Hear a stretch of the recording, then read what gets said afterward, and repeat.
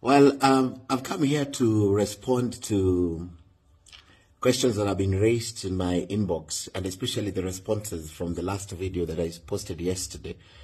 A lot of you are asking why I left Ndindi Nyoro out of that picture. It's because Ndindi Nyoro is not a candidate for deputy president once Gachagua is impeached. And I'll tell you why. The president likes people who take responsibilities or responsibility for their actions. He likes people who own things. He likes to see people take up things and execute them.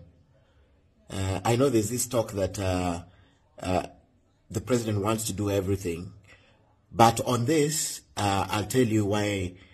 What I'm speaking about is related to Ndindi Nyoro not being a candidate, not even being in the top three. It's because one of the things that hurt the president so much in this country is the Gen Z demonstrations. I mean, these guys almost took over this country from the president. And it was because of the finance bill.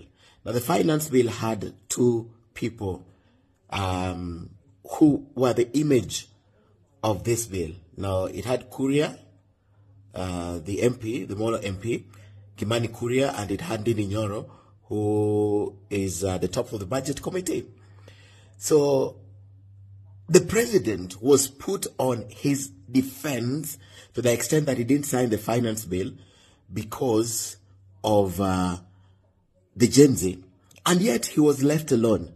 Now, at that time, the people who are the faces of the finance bill, I know Kimani really tried to defend this, but Ndindi Nyoro was nowhere to be seen. He did not take responsibility. He sort of was a coward. He did not own this process. They left it to the president. I mean, at the time of crisis, that is when you know who a person is, how they handle the crisis, how they deal with it, how they respond to it. Now, that was a time of crisis that Kimani Kuria, whose house was burned, and Ndindi Nyoro needed to own this document. And not to the exclusion of other people. They needed to own it and take responsibility and look like it's ours. But they left it to the president. The president dealt with his own skunk. And you see how it panned out. So Ndindi Nyoro exposed himself. He showed that he cannot be, what is the word?